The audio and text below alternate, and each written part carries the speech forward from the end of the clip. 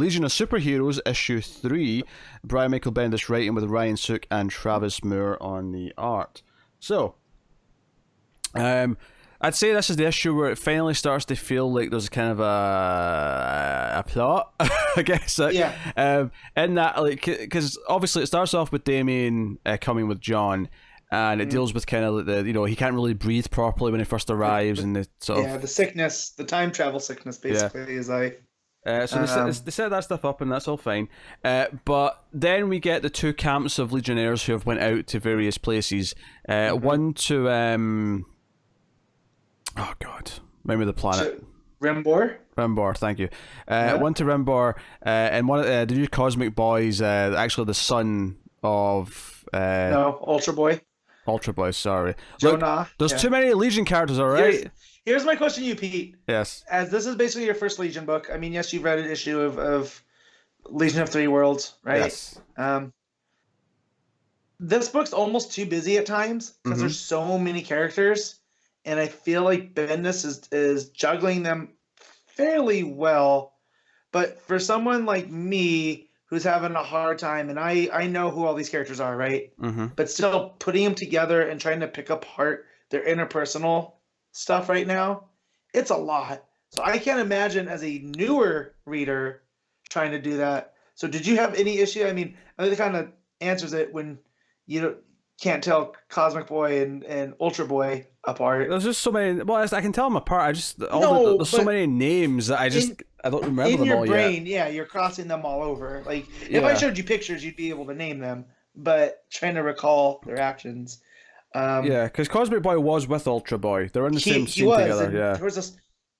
The one weird thing here is I felt something was off when they start talking about relationships, and he's there with Shadowlass, and Cosmic Boy and Shadowlass are apparently an item, and it felt like it came from out of left field. They have to disclose that to HR. Apparently, that's what they're complaining about. And I get the point of that scene, and it's real funny.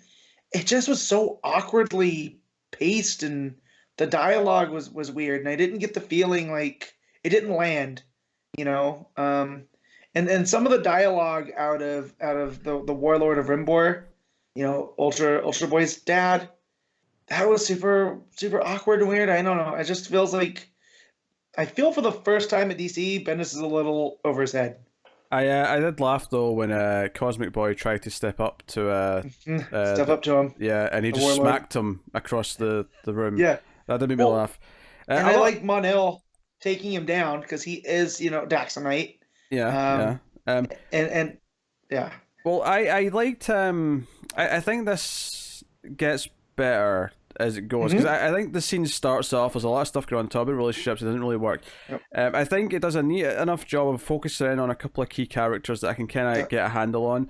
And then when we switched to Planet Gotham, I was mainly sticking to Lightning Lad and Saturn Girl is kind of the two that I kind of understand.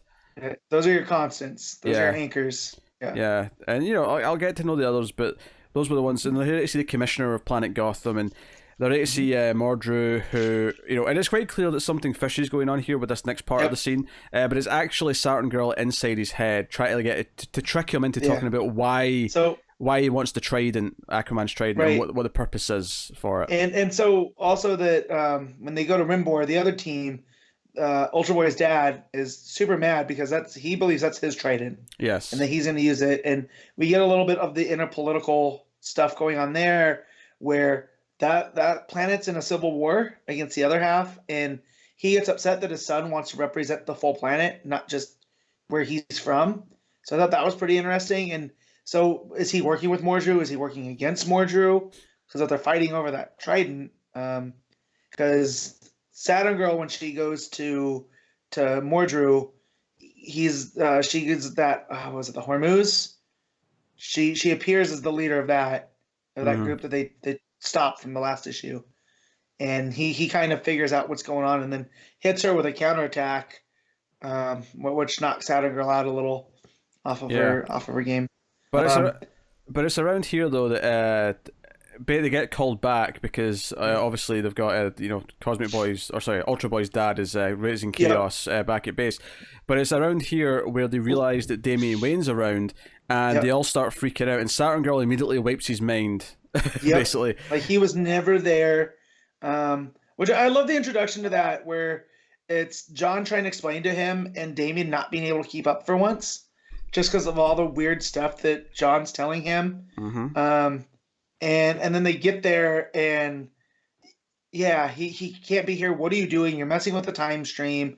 You were supposed to go to orientation. So I love that through line that John hasn't gone to orientation, and if he had, he would know why you can't do this. So then the founders, Cosmic Boy, Saturn Girl, and Lightning Lad, all take Damian back to put him back as if he had never left. Yeah, but more importantly, though, there's teases here that Damian later in life is going to be something bad, and that's why he can't know anything about them in the future because it'll mess up that side of it. I'm assuming orientation that we're going to get to see will explain some of this, because I don't think this is sort of something that we can just assume that it's something basic. I think this is definitely teasing out that there's more to this and who Damian's going to be, and why they want Superboy to be involved at all, and what their intention with this is. So it's also too that you have Brainiac who's completely like, he's fine with Damian being there because he can basically study him, and he kind of argues against him not being there. He's like, well, why not? We don't know what's going to happen. And then when Damian goes back, one of the other Legionnaires is like, oh no, wait, I mean, you wanted to keep baby Hitler? It's just to throw that in there. You're like, well, what the hell does Damian do that leads to this? Yeah, that's a pretty extreme thing to compare him to. So, I mean, so they're really messing with that. And then it just has a tease at the end where, they're at the cell with Ultra Boy's dad, and they're talking about the whole Damian stuff. It's like, no, hey, we've got bigger problems to deal with right now. We've got this to, deal with.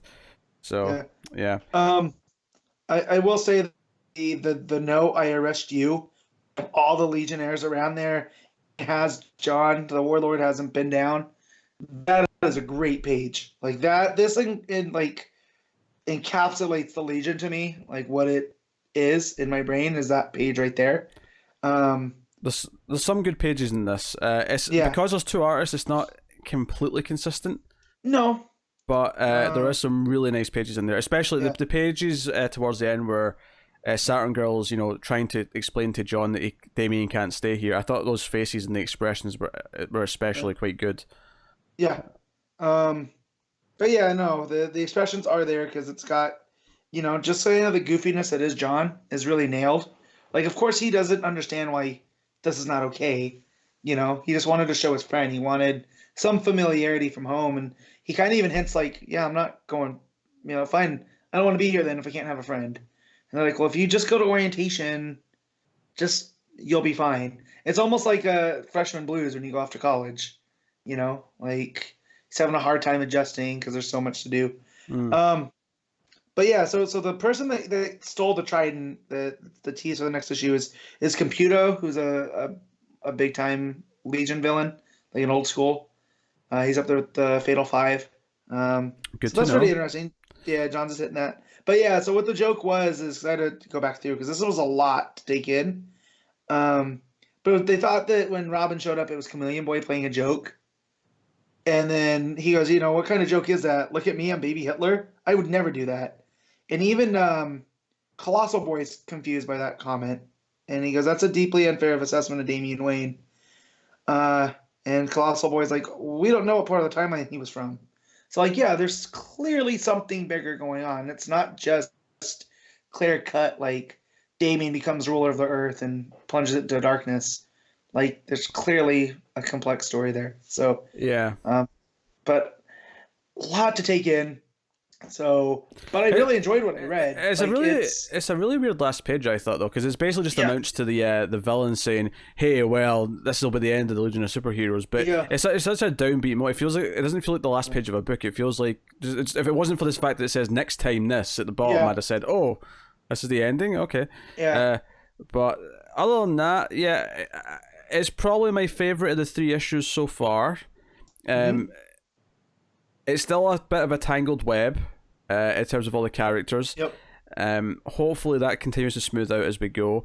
But because of that, I still think this is definitely at the bottom of my Bendis books in terms of... Yeah, it still is. Although it's starting to hit the stuff that I like in Legion, where I'm getting to know these characters, because it opens up with the introduction to Dawnstar. Yeah.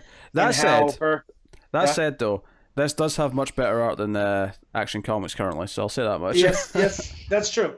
But no, it's hitting those things. I'm getting to see more of the characters. Like, you get to see the interpersonal stuff here with, like, Colossal Boy saying that he hasn't picked that name quite yet, you know, and him ragging on Shadow Lass and Cosmic Boy for their relationship. Like, don't forget, these guys are still teenagers. And with what we read in the solicits about, like, the war between the United Planets and the Legion, I feel like that's going to start to pay off. Like you said, this one's the first that's kind of heavy on plot and not just, like, the atmosphere of the future. So, yeah. But no, I really enjoyed this issue. And we'll see what the mystery of this trident is. Yep. But what are you giving it, Matt? This is neat. I really like this book. 7.5 for me. But I do think it's improving. I don't know if my ratings are matched that. Admittedly, I may have given something an 8 before, but I feel like it is getting there, but there's still so many goddamn characters. As someone who was just kind of half listening to bits of this, what that review boiled down to for me was Matt saying something about Baby Hitler, and Pete saying there are some good pages. Yeah. I'm like, what the hell is this book? Oh, I was talking about the art specifically, not the okay. Yeah, like I said, I did say that though. I wasn't entirely listening to the whole thing. I just in and out, and those are the bits that caught my attention. Oh no, yeah, Camille Boy called Damian Wayne Baby Hitler, and then Brainiac 5 is like, well, that's not a fair assessment. So, yeah, there's strange things afoot in the 31st century.